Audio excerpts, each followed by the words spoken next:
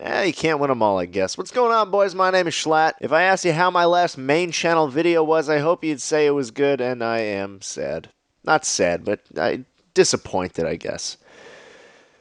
I got up in front of this microphone last week, all excited. I was finally uploading a video to my channel, a video I've been working on for like 2 months, and I was stoked to show everyone because it was, by all of my standards, probably one of the best videos I've ever made, and it flopped. I also spoke about statistical success and actual fulfillment last week, too. I talked about how comments and connections are the most fulfilling part about this platform, a statement I very much agree with. And the video I uploaded last weekend on Mario Kart did get a lot of comments and praise, but there's something canceling out those comments that I guess I haven't really experienced in a while. And that is the hedonic treadmill, hedonic adaptation, whatever you want to call it. You stabilize after you gain something. That becomes the new norm, right? Like, I uploaded 2 real videos since the Minecraft video blew up, and they've both done well too. 160K and 60K respectively. Since May, I really haven't lost on this platform, and that's saying a lot. And I'm not saying I lost with this video. I guess I'm just saying that I expected more because I adapted to me doing well. And all it took was 3 well-performing videos in a row to make me frustrated with one that does just okay. Maybe it did okay, maybe it did badly, statistically speaking. Hell, maybe most people didn't think it was good. I don't know. Someone left a comment saying something like, "Oh, yikes, look at that view count," and it kind of ruined my day. If I was just shitting this stuff out daily and the one video didn't do well, I'd be more than able to brush that off easily, take it in stride, but I don't know, it just wasn't the case. Every fucking second of that video was planned, man. It started with a song from my favorite jazz album. I built a script on top of it to flow well. I recorded footage from a Game Boy Advance emulator, from my Wii U, from my Wii. I had to buy an RCA to HDMI adapter just to get that working. I had to buy a fucking Wii remote because the Wii U remote wasn't compatible with the hacking software I had on the Wii. I digitized hours of footage from my dad's old camcorder just to get the perfect shot of me opening presents. I bought a pallet of PS2 keyboards just so I could fucking smash one of them using this fucking GoPro first-person rig. I loved every second of that process. But because it didn't get the amount of views I had come to expect from the very small sample size of successful videos that came before it, I can't get it out of the back of my head that it just wasn't worth it. I set my expectations way too high. And when they weren't met, I started finding it hard to appreciate what I find to be the most rewarding part about the whole thing in the first place. But I know it was worth it. Regardless of whether or not I'm getting views, I'm going to still be making videos. I don't see it in my future to start sacrificing quality for quantity, even though sometimes I feel like an idiot for not doing that because of the way YouTube works. I'll be making shit regardless, don't you worry about it. The need to work is in man's DNA.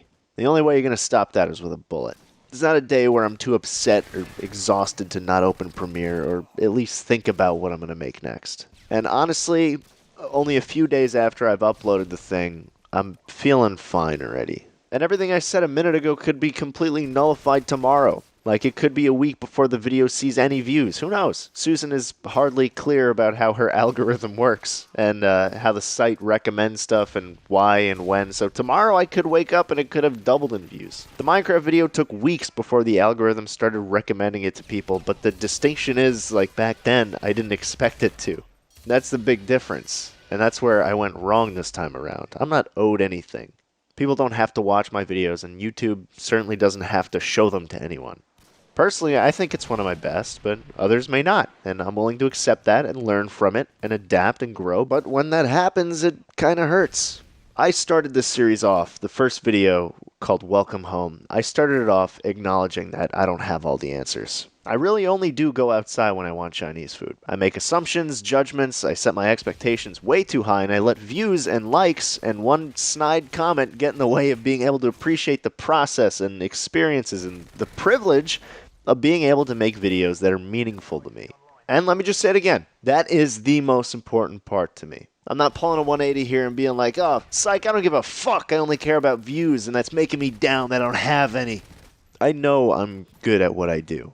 You guys watching this video right now are proof of that. The fact that you come back every week to a channel I advertised once in a community post 2 months ago, and you leave comments and share your thoughts each time, like, that's how I know. I hope that one day down the road, people will still be watching the videos I made. Not just the big boy ones that took me 2 months to make and had this whole fucking process, but the commentaries I made on this on this podunk corner of YouTube that I really had no logical reason to record in the first place, and all it took for me to record it is just plop down on my chair and speak into a shitty old microphone. And if I keep this series going for as long as I intended to, maybe one day when I'm old and dusty, I'll look back on these videos too and be able to reflect on the time when I was just some kid trying to figure out how the YouTube algorithm worked.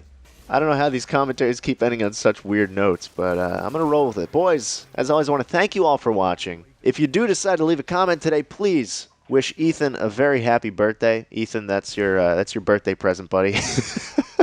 And have a nice week, guys. I've got like 0 gameplays left, by the way, so that's why you're watching some shitty-ass F2000 assault rifle gameplay on Estate.